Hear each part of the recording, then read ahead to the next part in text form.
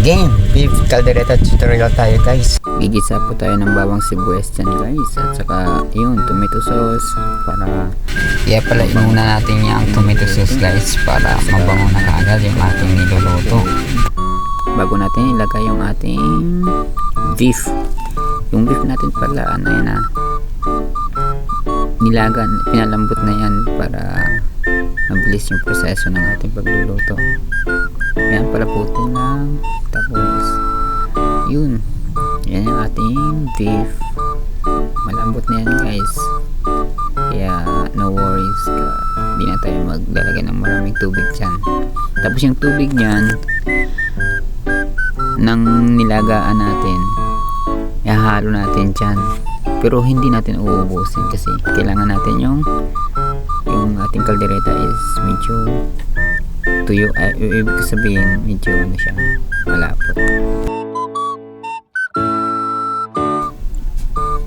Ngayon na guys, maglalagay na tayo dyan ng sabaw. Yan, hindi natin uubusin talaga yan kasi nga magiging masabaw na yung ating kaldereta dyan. Yun yung ayaw natin. Ano yun? Nilaga. Sige, ayan na. Ngayon, papatuyuin natin dyan. Although na malambot na yung ating beef, which is goods na yung beef natin, pero para manuot yung lasa ng ating ginisa kanina, kailangan natin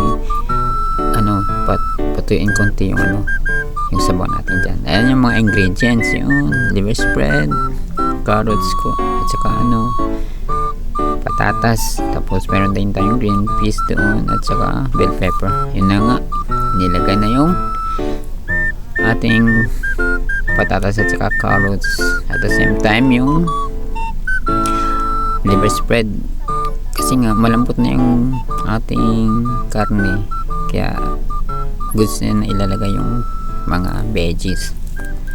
Yan na, so halo-halo lang hanggang sa ma-reduce yung yung sauce or yung sabaw niya. Yan na, malapot na po siya. Yan na, so konting-konti na lang, tapos maglalagay tayo dyan ng pang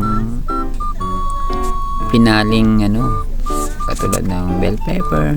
Ayan, para pang natin yun kasi mabilis lang yun maluto, kaya pahuli natin yan. So next dyan yung ating green peas. Para mas maganda sa green peas na ilalagay yung frozen.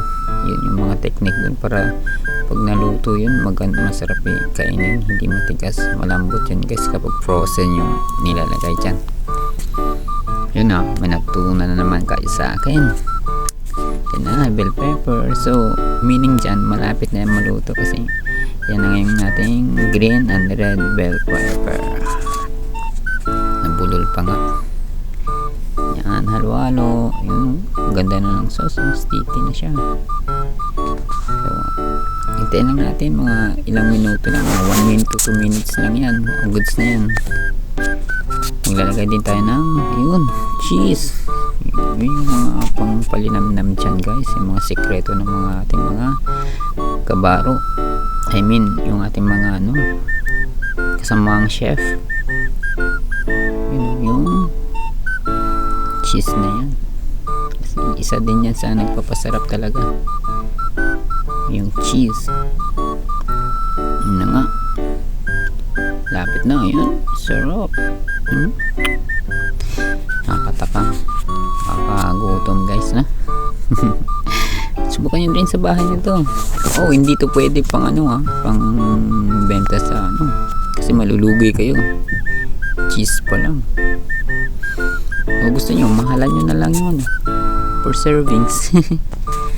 Pero which is na pang lang to, pang lutong bahay lang to kasi nalulugi talaga kayo. Ayun na nga, hihintay lang natin itong matuyo-tuyo konti para yun na, for the go na to. Lang kunting apoy lang para kasi para hindi masunog yung ilalim guys, at saka Kasi kung kapag malakas yung apoy nyo dyan, masusunog talaga yung ano nyan, yung sa baba. Yan, malapit na yan guys ha.